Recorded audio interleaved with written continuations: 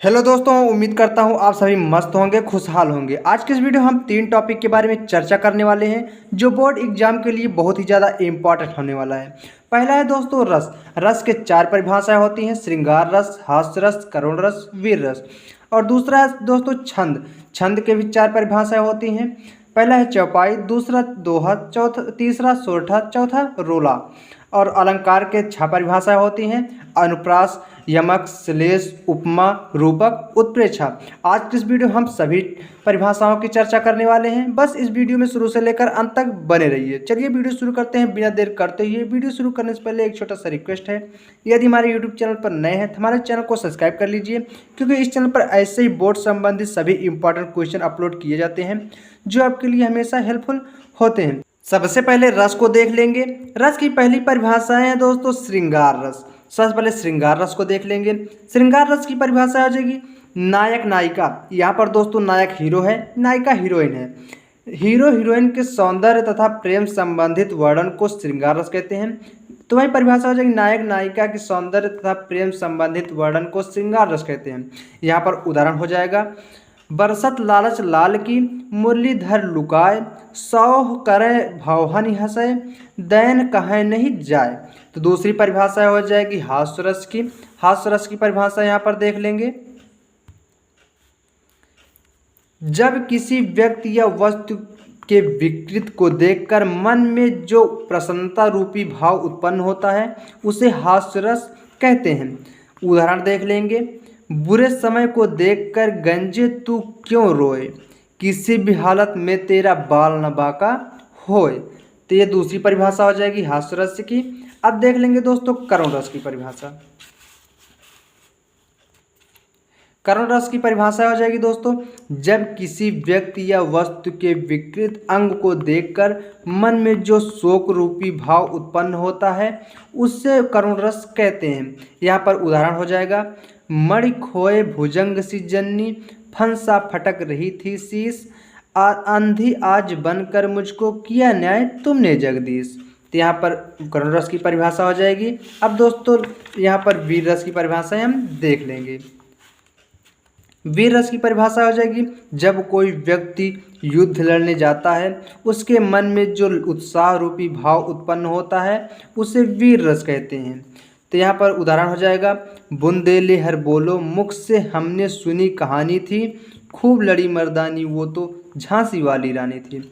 इस तरह से दोस्तों आपका ये रस हो जाएगा कंप्लीट। तो दोस्तों अब देख लेते हैं छंद के बारे में।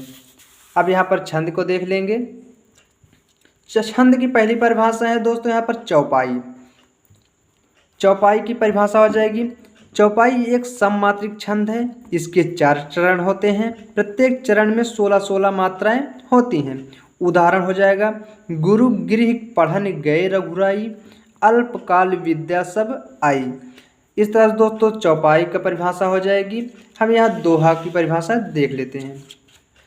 दोहा यह अर्ध सममात्रिक छंद है। इसमें 4 चरण होते हैं। पहले और तीसरे चरण में 13-13 मात्राएं तथा दूसरे व चौथे चरण में 11-11 मात्राएं होती हैं।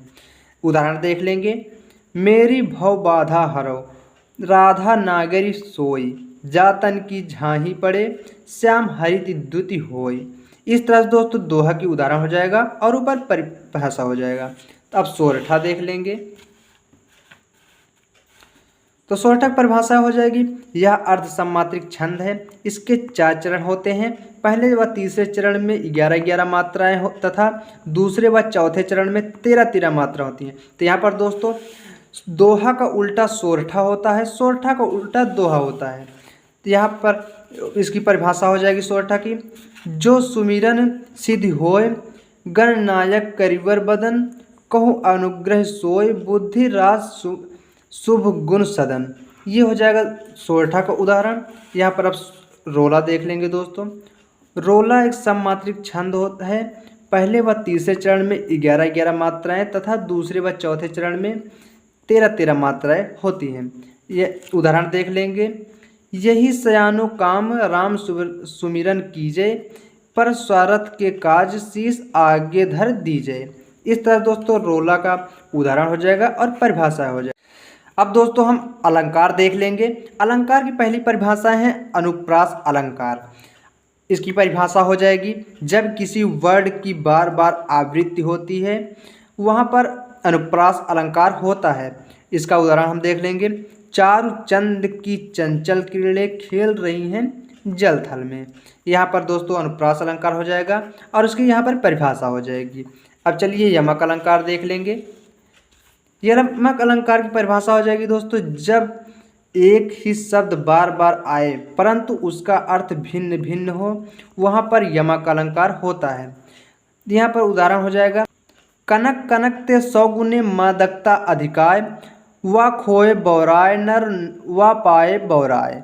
ये दोस्तों यमक अलंकार की परिभाषा हो जाएगी और ये उदाहरण हो जाएगा। अब देख लेंगे श्लेष अलंकार। श्लेष अलंकार की परिभाषा हो जाएगी, जब कोई शब्द एक ही बार आए परंतु उसके अर्थ भिन्न भिन्न हो वहाँ पर श्लेष अलंकार होता है। उदाहरण देख लेंगे दोस्तों, रहीमन पानी राखिए, बिन पानी सब सून, पानी गए न उबरे मोती मानस चून। तो इस तरह से दोस्तों श्लेष अलंकार हो जाएगा, श्लेष अलंकार का उदाहरण हो जाएगा। अब दोस्तों हम अर्थालंकार देख लेंगे। अर्थालंकार में तीन परिभाषा हो जाएंगी। पहला है उपमा अलंकार, दूसरा रूपक अलंकार, तीसरा उत्प्रेक्षा अलंकार। पहला उपमा अलंकार देख लेंगे। इसकी परिभाषाएं हो जाएंगी, जब किसी व्यक्ति या वस्तु की तुलना किसी दूसरे व्यक्ति या वस्तु से की जाए तो वहाँ पर उपमा अलंकार होता है। उदाहरण में देख लेंगे दोस्तों। उदाहरण में दोस्तों हो जाएगा, सागर सा गंभीर हृदय हो, गिर सा ऊंचा हो जिसका मन। तो यहाँ पर दोस्तों उपमा अलंकार का उदाहरण हो जाएगा, उपमा अलंकार की परिभाषा हो जाएगी। अब देख लेंगे दूसरी परिभाषा है रूपक अलंकार।